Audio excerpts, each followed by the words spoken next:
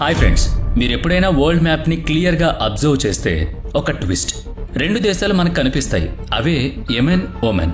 ఈ రెండు దేశాలు జజీరాకు దక్షిణ భాగంలో ఉంటాయి. నిజంగా ఈ రెండు దేశాలు ట్విన్స్ లా ఒక షేప్ లానే ఒకే సైజులో మనకు కనిపిస్తాయి. అంతేకాదు ఈ దేశాల జియోగ్రాఫికల్ అలాగే సహజ వనరుల విషయంలోనూ సేమ్ టు సేమ్ ఉంటాయి. అంతేకాదు ఈ రెండు దేశాల్లో ఒకేలా ఆయిల్ అండ్ గ్యాస్ రిజర్వ్లు నిల్వ ఉన్నాయి. అలాగే వరల్డ్ మ్యాప్ లో రెండు అతి ముఖ్యమైన చోక్ పాయింట్స్ ఉన్న దేశాలు కూడా ఇవే. ఒమన్ అయితే హర్ముజ్ జలసంధి అంచునుంటుంది. ఇక్కడున్న పర్షియన్ గల్ఫ్ ముగింపు నుంచే అన్ని ఆయిల్ గ్యాస్ వనరులు వస్తాయి.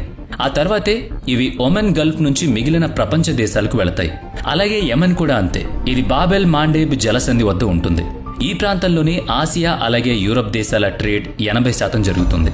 ఇది యూరప్లో అలాగే ఆసియా ఖండాలను కలిపే ఒక బెస్ట్ వే. ఇది చిన్న రూట్గా ఉన్నప్పటి నుంచి కూడా ఈ రెండు దేశాల జియోగ్రాఫికల్ లొకేషన్స్ చాలా ముఖ్యమైనవిగా ఉండేవి. ఈ రెండు దేశాల్లోనూ అరబ్లు నివసిస్తారు. ఈ రెండు దేశాల్లో ఉండే భాష, సంస్కృతి, సాంప్రదాయాలన్నీ కూడా సేమ్. ఈ రెండు దేశాల్లోని సున్నీ ముస్లింలే ఎక్కువగా ఉంటారు. అలాగే యెమెన్లో జైదీ షియాస్ కూడా ఉన్నారు. వీళ్ళు తక్కువ మందే ఉన్నా యెమెన్లో వీరి కంట్రోల్ ఎక్కువగా ఉంటుంది. అదేవిధంగా ఒమెన్లో 45% ఇబాబా ప్రజలున్నారు. మరో 45 మంది సున్నీలున్నారు. కేవలం 5% మాత్రమే షియా ముస్లింలున్నారు.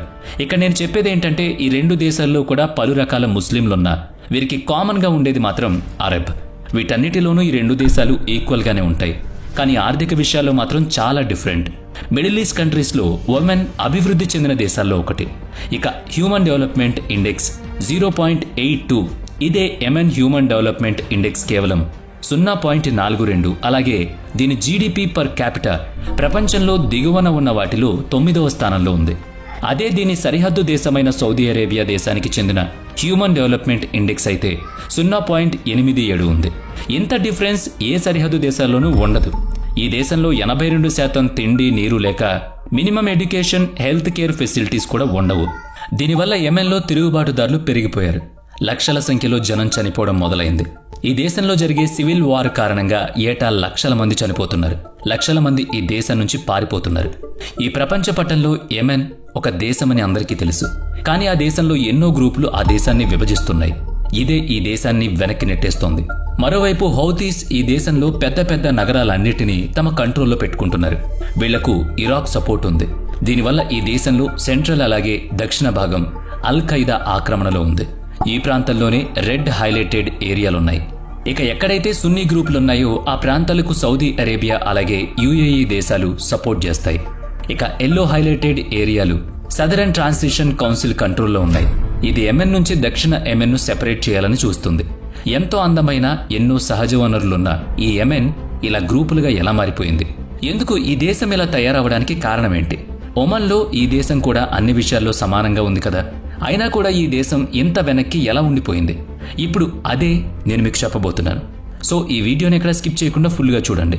ఒమన్లో అన్ని విధాలుగా సమానంగా ఉన్న యెమెన్ ఇలా ఇప్పుడు ఈ పరిస్థితిలో ఉండడానికి కారణమేంటో తెలియాలంటే మనం ఈ రెండు దేశాల హిస్టరీ గురించి తెలుసుకోవాలి.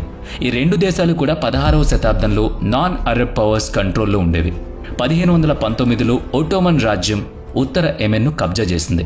ఆ తర్వాత 400 ఏళ్ల పాటు అంటే మొదటి ప్రపంచ యుద్ధం వరకు కూడా ఒట్టోమన్ ఎంపైర్ కంట్రోల్లోనే ఉంది. మరోవైపు ఒమన్ను 1507లో పోర్చుగీస్ ఎంపైర్ కబ్జా చేసి ఆ దేశాన్ని తమ కాలనీగా ప్రకటించుకుంది. 100 ఏళ్ల పాటు పోర్చుగీస్ పాలనలోనే ఒమన్ ఉంది. కానీ ఆ తర్వాత లోకల్ ఒమన్లు పోర్చుగీస్ పాలనపై అయిష్టతను చూపించారు. దీంతో 1650లో ఈ దేశాన్ని విడిచి వెళ్లిపోయారు. ఆ తర్వాత మస్కట్ కంట్రోల్లోకి వెళ్లి ఒమన్ సుల్తానేట్ అధికారంలోకి వచ్చింది. ఆ తర్వాత కొన్నేళ్ల పాటు ట్రేడ్ కంట్రోల్ అంతా ఈ ఒమన్ మస్కట్లేట్ కంట్రోల్లోనే ఉంది. హిందూ మహాసముద్రానికి చెందిన ట్రేడ్ అంతా ఈ ఒమన్ సుల్తానేట్ కంట్రోల్లో ఉండేది. దీంతో 1872లో ఒమన్ అలాగే బ్రిటిష్ మధ్య ప్రొటెక్షన్ ఒప్పందం కుదిరింది. ఈ ఒప్పందంలో భాగంగా బ్రిటిష్ ప్రభుత్వం ఒమన్ను ప్రొటెక్షన్ చేయడం మొదలుపెట్టింది. అంతేకాకుండా ఒమన్కి సంబంధించి అన్ని విషయాల్లోనూ బ్రిటిష్ హస్తం ఉండేది. అయితే 1951లో ఈ ఒప్పందం ముగిసింది. ఆ తర్వాత ఒమన్ బ్రిటిష్ నుంచి స్వాతంత్రాన్ని పొందింది. అప్పుడు ఒక సుల్తాన్ ప్రభుత్వం ఒమన్ను పాలించింది. అయితే ఈ సుల్తాన్ ప్రభుత్వం దేశంలోని అన్ని టెక్నాలజికల్ డెవలప్మెంట్ను బ్యాన్ చేసింది. అంతేకాకుండా ప్రజలెవరూ కూడా పబ్లిక్లో 15 నిమిషాల కంటే ఎక్కువసేపు మాట్లాడకూడదు, సన్ గ్లాసెస్ ఎవరూ పెట్టుకోకూడదు. దీంతో ప్రజల్లో తిరుగుబాటు మొదలైంది. అదే టైంలో ఆల్ ట్రేడ్ పై యూరోప్ ఈ దేశంపై ఆధారపడింది. సుల్తాన్ వీటన్నిటినీ సరిగా డీల్ చేసేవాడు కాదు. దీంతో బ్రిటిష్ ప్రభుత్వం సుల్తాన్ కొడుకైన సుల్తాన్ కాబూస్ను తన సొంత తండ్రికి వ్యతిరేకంగా నిలబడేలా చేసింది. ఆ తర్వాత నెమ్మదిగా సుల్తాన్ కాబూస్ అధికారంలోకి వచ్చాడు. అతను వచ్చిన తర్వాత దేశంలో ట్రేడ్ పెరిగింది. ప్రజలకు అన్ని రకాల సదుపాయాలు అందడం మొదలైంది. హాస్పిటల్స్, స్కూళ్లు వచ్చాయి. ఒక 15 ఏళ్లలో సుల్తాన్ కాబూస్ ప్రపంచ పటంలో ఒమన్ రూపురేఖలు మార్చేశాడు. 1985 నాటి దేశంలో 500 స్కూళ్లు, 100 హాస్పిటళ్లు, బ్రహ్మాండమైన రోడ్లు వేయించాడు. అంతేకాకుండా అతను దేశంలో బానిసత్వాన్ని పూర్తిగా బ్యాన్ చేశాడు. ఆడవాళ్లకు ఓటు హక్కు ఇచ్చాడు. ఈ సుల్తాన్ కాబూస్ ఆయిల్ పై వచ్చే ప్రతి పైసాను ప్రజా అవసరాల కోసం పెట్టాడు. ఆ తర్వాత ఒమనైజేషన్ కోసం ఒక పాలసీని ఇంట్రడ్యూస్ చేశాడు. లోకల్ కూలీలకు ట్రైనింగ్ ఇచ్చి ఆయిల్ డ్రిగ్గింగ్ వంటి మంచి మంచి పనుల్లో నిర్మాణాత్మక మార్పులు చేశాడు. అప్పటి నుంచి ఇప్పటి వరకు ఫారిన్ లేబర్పై ఆ దేశం ఆధారపడింది. అప్పుడే ఈ దేశం కొంచెం అభివృద్ధి చేయడం మొదలైంది. అంతేకాకుండా సుల్తాన్ ఒకటి ఆలోచించాడు. భవిష్యత్తులో ప్రపంచంలో ఆయిల్కి ఏదైనా ప్రత్యామ్నాయం రావచ్చు. అలా గనుక వస్తే తమ దేశ పరిస్థితి అధ్వానంగా తయారవుతుంది. దానివల్ల వేరే సోర్స్ ఆఫ్ ఇన్కమ్ని మొదలుపెట్టాడు. దాదాపుగా 40 లక్షల మంది టూరిస్టులు వచ్చేలా ఆ దేశాన్ని అందంగా తీర్చిదిద్దాడు. ఇది ఈ దేశ ఎకనామీని అమాంతం పైకి లేపింది. అంతేకాకుండా అన్ని రకాల మతాలకు ఇక్కడ ఫ్రీడమ్ దొరికింది. సున్నీ లేదా షియా లేదా ఇబాదీ ఎవరైనా సరే ఇక్కడ స్వేచ్ఛగా తిరగొచ్చు, జీవించొచ్చు. అందువల్లే ఒమన్ అంతర్జాతీయ రాజకీయాల్లో మీడియేటర్గా పనిచేస్తోంది. ముఖ్యంగా సౌదీ అరేబియా అలాగే ఇరాన్ దేశాల మధ్య పీస్ అగ్రిమెంట్ జరగడంలోనూ ఒమన్ కీలక పాత్ర పోషించింది. ఇంకా క్లియర్గా ఈ దేశం గురించి చెప్పాలంటే మిడిల్ ఈస్ట్ దేశాల్లో వచ్చే గొడవల్లో ఎప్పుడూ న్యూట్రల్గా ఉంటుంది. అందుకే మీడియేటర్గా పనిచేయగలుగుతుంది. ఇదిలా ఉంటే యెమెన్ హిస్టరీ ఒమన్ హిస్టరీకి పూర్తిగా డిఫరెంట్. ఇంతకుముందు నేను మీకు చెప్పాను కదా, 16వ శతాబ్దం వరకు కూడా యెమెన్ ఒట్టమన్ అంపైర్ కంట్రోల్లో ఉండేదని. అయితే ఇక్కడ నేను ఒక ముఖ్యమైన విషయం చెప్పాలి. అదేంటంటే ఈ దేశంలో ఉన్న మౌంటైన్ రేంజ్. ఇక్కడ జైదీ షియా అనే ఒక మూమెంటం మొదలైంది. ఇక్కడ ప్రజలు ఇక్కడున్న కొండల వల్ల బయట ప్రపంచానికి చాలా దూరంగా ఉండిపోయారు. అయితే ఒట్టమన్ అంపైర్ తర్వాత వచ్చిన ఒక గ్రూప్ ఉత్తర భాగాన్ని స్వాధీనం చేసుకుంది. అదే మట్ వకాయత్. అదే ఆ తర్వాత హౌతీ మూమెంట్ను తీసుకొచ్చింది.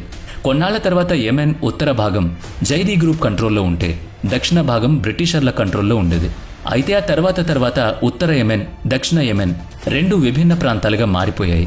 బ్రిటిషర్లు చాలా దేశాలను ఆక్రమించి ఉండడంతో యెమెన్లోని జైదీ గ్రూప్ చాలా టెన్షన్ పడేది. కానీ ఆ తర్వాత షియా ఇమాంలు ఉత్తర యెమెన్లో రాజ్యాన్ని ప్రకటించారు. అలాగే ఒట్టోమన్ సామ్రాజ్యం నుంచి స్వతంత్రాన్ని పొందారు. ఆ తర్వాత 1960లలో 6 ఏళ్ల పాటు అంతర్యుద్ధం జరిగింది. దీనిలో సౌదీ అరేబియా, ఈజిప్ట్ ప్రభుత్వాలు యెమెన్ వ్యతిరేక దాడులకు మద్దతిచ్చాయి. రాజ్యాన్ని పడగొట్టి అరబ్ రిపబ్లిక్ను స్థాపించాయి. ఆ తర్వాత రక్తపాత పోరాటం తర్వాత బ్రిటిషర్లు కూడా యెమెన్ విడిచిపెట్టి వెళ్లిపోయారు. తర్వాత కొంతకాలం ప్రశాంతంగా ఉన్న మళ్లీ 1994లో ఉత్తర దక్షిణ ప్రాంతాల్లో గొడవలు మొదలయ్యాయి. అప్పుడు జరిగిన యుద్ధంలో యెమెనీ సోషలిస్టు పార్టీ సభ్యులు దేశాన్ని వదిలి వెళ్లారు. ఇక 1999లో ఎంఎంఎన్ ఫస్ట్ ఎలక్టెడ్ పర్సన్గా సలేహ్ విజయం సాధించాడు. ఆ తర్వాత 2004లో యెమెన్లో షియా విప్లవం మొదలైంది. జేదీ షియా సిద్ధాంతానికి హుస్సేన్ బద్రద్దీన్ అలీ హౌతీ నాయకుడు యెమెనీ ప్రభుత్వానికి వ్యతిరేకంగా తిరుగుబాటు లేవనెత్తాడు. 2006లో జరిగిన ఎన్నికల్లో మరోసారి అబ్దుల్లా సలేహ్ అధ్యక్ష పదవి అందుకున్నాడు. కానీ ఆ తర్వాత ఈ దేశంలో బాంబు దాడుల వర్షం కురిసిందని చెప్పొచ్చు. వరుస దాడులతో యెమెన్ దద్దరిల్లింది. ఎంతోమంది ఈ దాడుల్లో చనిపోయారు. ఆ తర్వాత సౌదీ అరేబియా అలాగే యెమెనీ అల్ ఖైదా శాఖలు కలిసి అల్ ఖైదా ఇన్ అరేబియన్ పెనిన్సులాను రూపొందించారు. వీళ్లు ఎప్పుడూ దేశంలో తిరుగుబాటు చేస్తూనే ఉంటారు. ఆ తర్వాత యెమెన్లో యుద్ధం ప్రకటించబడింది. ఈ యుద్ధంలో 3,000 మంది వరకు చనిపోయారు. ఇక ఆ తర్వాత అమెరికా రంగంలోకి దిగింది. అప్పటి యుఎస్ అధ్యక్షుడు బరాక్ ఒబామా ఆదేశాలతో దేశంలో ఉన్న తిరుగుబాటుదారులపై మిస్సైల్ దాడులు జరిగాయి. అబ్దుల్లా సలేహ్ తన పదవిని వదిలిపెట్టే వరకు అమెరికా డ్రోన్ దాడులను యెమెన్లో జరుపుతూనే ఉంది. ఆ తర్వాత అబ్దుల్ సలేహ్ దేశం విడిచి పారిపోయాడు. 2012లో మళ్లీ తిరిగొచ్చాడు. కానీ మళ్లీ దేశంలో నిరసనలు మొదలయ్యాయి. మళ్లీ అప్పుడు యెమెన్లో సివిల్ వార్ ప్రారంభమైంది. ఇప్పటికీ అది జరుగుతూనే ఉంది. యెమెన్ ప్రస్తుతం ప్రపంచ శక్తుల నియంత్రణలో ఉంది. అంతేకాకుండా ఇరాన్ యుద్ధభూమిగా కూడా మారింది. Iran, Saudi Arabia, America, Russia ఈ దేశాలు వాటి సొంత ప్రయోజనాల కోసం యెమెన్ను పూర్తిగా వాడుకుంటున్నాయి. ఆ దేశం ఎదగకుండా అడ్డుకుంటున్నాయి.